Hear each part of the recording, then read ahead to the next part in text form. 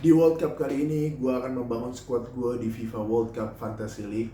Di sini kalau yang belum tahu, kita diminta untuk membuat squad kita dengan budget yang terbatas dan hasilnya mendapat poin. Poinnya dari mana? Itu dari pertandingan yang akan bermain nanti di World Cup gitu. Jadi poin yang kita dapat bergantung dengan performa pemain di pertandingan asli di World Cup nanti.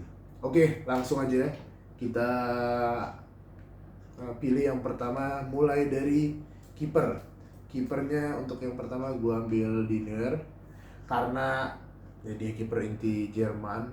Kedua juga Jerman lawannya Kurasau, salah satu negara yang rock bottom lah, paling bawah di World Cup. Jadi kemungkinan kejebolannya sangat kecil.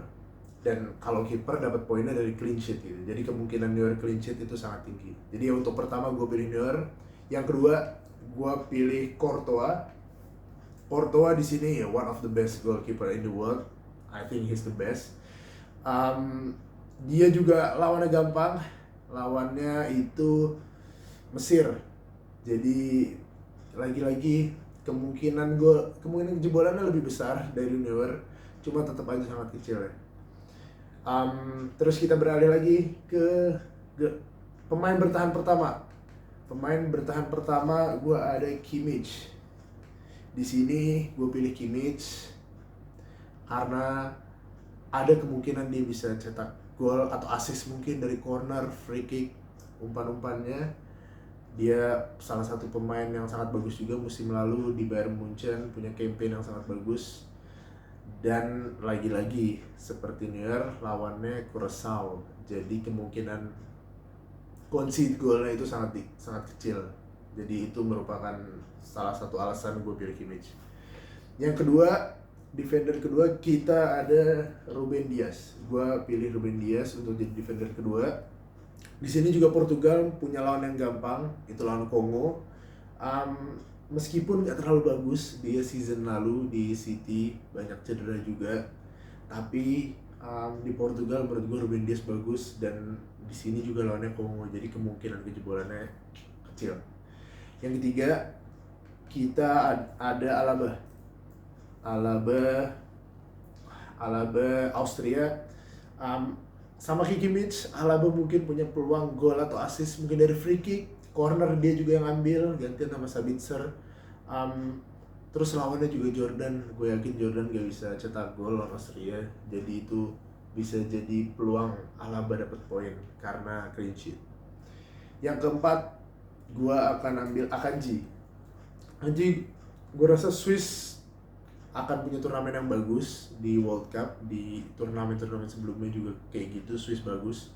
Akanji juga punya season yang bagus di Inter, Serie A Champions, dan lawannya Qatar. Jadi gue rasa dia akan clean sheet ya lawan Qatar. It's not a hard job. Yang terakhir, back terakhir gue ada di Nuno Mendes. Nuno Mendes lawannya sama kayak Ruben Dias, lawannya Kongo, ditambah lagi bisa ada peluang dia gol atau assist dari crossingnya. Di Nation League dia punya banyak assist, sering cetak gol juga. Di PSG pun begitu, dia sering nusuk inverted ke dalam. Jadi kemungkinan dia buat gol terutama assist itu sangat besar, dan kemungkinan dia clean sheet almost 100%. Jadi gue pilih Mendes untuk back terakhir gue. Kita lanjut lagi ke gelandang. Di gelandang pertama gue pilih pemain yang menurut gue akan menjadi pemain terbaik di World Cup tahun ini, yaitu Bruno Fernandes. Bruno Fernandes unbelievable season tahun lalu bareng MU, memecahkan rekor assist Thierry Henry sama Kevin De Bruyne. Menurut gue dia juga layak dapat PFA Player of the Year, dan menurut gue juga dia akan menjadi Player of the Tournament di World Cup ini. Gue rasa Portugal bisa sampai mungkin semifinal, final, dan Bruno Fernandes akan mempunyai peran besar di situ. Di sini gue pilih ya karena tadi lawan Kongo. Terus Bruno Fernandes tipikal pemain yang mempunyai statistik yang bagus gitu antara gol atau assistnya. Jadi di situ juga sangat berpengaruh terhadap poin di Fantasy League. game kayak gini gitu. Jadi gue pilih Bruno Fernandes, pemain gelandang pertama gue. Yang kedua gue pilih Xhaka. Di sini kita harus ngatur budget juga biar nanti sampai penyerang depan kita mendapat pemain yang bagus. Xhaka di budget 6 juta dengan kualitas yang sangat bagus. Dia comeback ke Premier League Sunderland, overachieve di sana, main bagus banget, dan biasanya di turnamen internasional Xhaka selalu perform gitu. Di sini juga dia merupakan pemain yang berpotensi dapat gol atau assist. Kalaupun enggak, sangat besar kemungkinannya dia main bagus dan timnya menang. Karena lawannya juga Qatar, jadi I think it's not a big deal buat Swiss. Jadi gua rasa Xhaka pembelian yang sangat bagus di sini. Dengan budget yang kecil tapi kemungkinan output yang besar. Yang ketiga ada Pedri. Pedri di sini lawan Cape Verde, Cape Verde nggak susah, lagi-lagi bisa jadi master class-nya dia, bisa juga cetak assist 1 atau bahkan gol. Kalaupun enggak, gue rasa Pedri juga bakal dapat poin yang gede karena gimana dia dictate the game, gimana dia ngatur tempo. Gue rasa kemungkinan dia dapat man of the match yang menjadi salah satu faktor poin juga di sini itu tinggi. Jadi gue pilih Pedri di sini, best midfielder in the world.